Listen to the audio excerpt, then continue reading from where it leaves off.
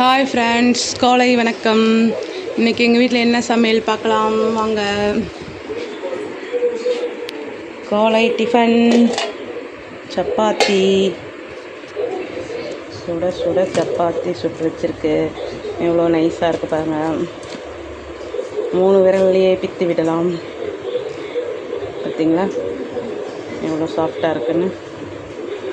அப்புறம் உருளைக்கிழங்கு இருக்குது. உருளைக்கிழங்கு தொக்கு கிரேவி. அப்புறம் லஞ்சுக்கு ஒயிட் ரைஸ் சூடாக இருக்குது பாருங்கள். சுட சுட ஒயிட் ரைஸ். அப்புறம் கத்திரிக்காய் முருங்கைக்காய் புளிக்குழம்பு பாருங்கள். கத்திரிக்காய் முருங்கைக்காய் புளிக்குழம்பு. அப்புறம் அதுக்கு கோஸ் பொரியல், கடலப்பருப்பு, வெங்காயம், கருவேப்பிலை எல்லாம் போட்டு கோஸ் பொரியல்.